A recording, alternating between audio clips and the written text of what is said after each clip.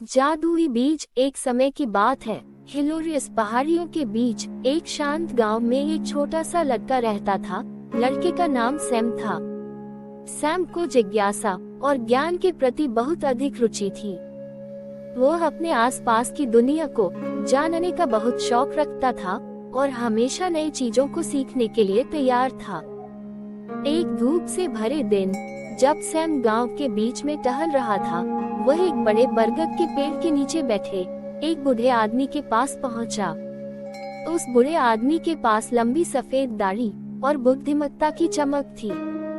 सुप्रभात छोटे सैम, बूढ़े आदमी ने हास्यपूर्ण मुस्कान के साथ सैम का स्वागत किया। सुप्रभात सर, सैम ने श्रीमान का आदर सहित उत्तर दिया। फिर उसने बूढ़े आदमी से सवाल किया, आप इस बड़े से पेड़ के नीचे क्यों बैठे हैं? बूढ़े आदमी ने हल्की मुस्कान के साथ धीरे से कहा, मैं रोज यहाँ आकर बैठता हूँ, दुनिया को गुजरते देखता हूँ, लेकिन आज मेरे पास तुम्हारे लिए कुछ विशेष है छोटे सैम। इसके साथ ही बूढ़े आदमी ने अपनी जेब में हाथ डालकर एक छोटा से बीज निकाला। वह आम बीज की तरह दिखता था, लेकिन बूढ़े आदमी की आंखों में थोड़ी सी जादू की किरण थी।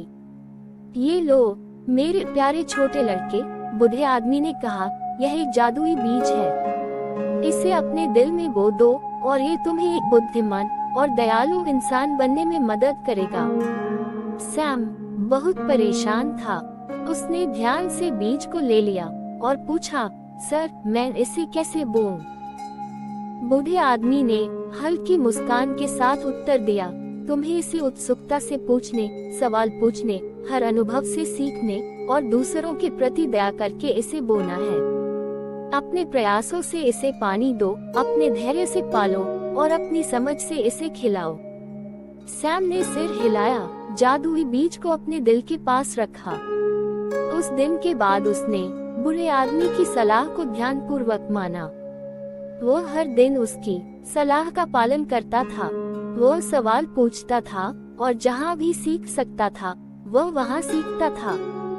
वो अपने पड़ोसी की मदद करता था, उनकी कहानियों को सुनता था और उनके अनुभवों से सीखता था।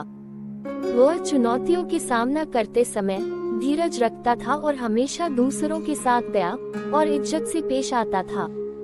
सालों के साथ सैम ने न केवल अपनी आयु में बढ़ाव किया, बल्कि बुद्धिमान भी बन गया। वह गांव का सबसे ज्ञानवान और सम्मानित व्यक्ति बन गया, हमेशा दूसरों की मदद करने को और अपनी ज्ञान को उनके साथ साझा करने के लिए तैयार रहता था। एक दिन बूढ़ा आदमी गांव में वापस आया और उसने सैम को वही बड़े बरगद के पेड़ के नीचे बैठा हुआ देखा, जहां उनकी पहली मुलाकात हुई थी। सैम का चेहरा अब उसी बूढ़े आदमी की तरह बुद्धिमान और दीप्ति से भरा हुआ था। तुमने बड़ा अच्छा काम किया है मेरे प्यारे छोटे लड़के, बूढ़े आदमी ने कहा, उसकी आंखों में तेज भरा हुआ था। तुमने जादुई बीज को अपने अंदर पाला है और ये सच्ची रूप से कुछ अद्भुत बन गया है। सैम मुस्कुराया और उसने उत्तर दिया, धन्यवाद सर, ये सब आपके मार्गदर्शन और इस जादुई बीज के आशीर्वाद से ही हो पाए है। मैं सीखना, बढ़ना और दूसरों के प्रति दया बढ़ाने का काम करता रहूंगा।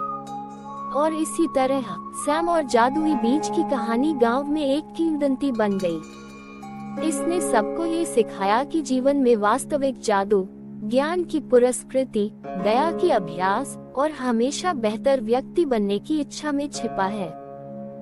प्रिय दर्शकों, हम आप सभी को धन्यवाद देकर आभार व्यक्त करना चाहते हैं, जो आपने हमारी कहानी जादुई बीज को देखा और आनंद लिया।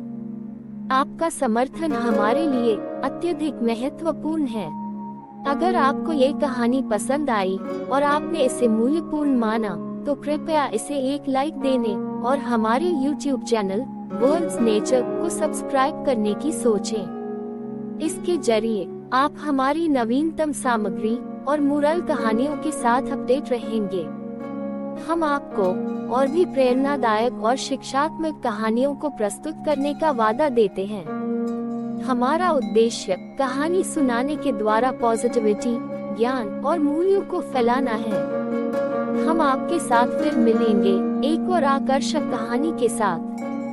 हम आपको यकीन दिलाते हैं कि आने वाले कुछ समय में फिर मिलेंगे। तब तक आपको अच्छा कार्यशील दिन की शुभकामनाएं। आपका दिन दया और जिज्ञासा से भरपूर रहे। अलविदा।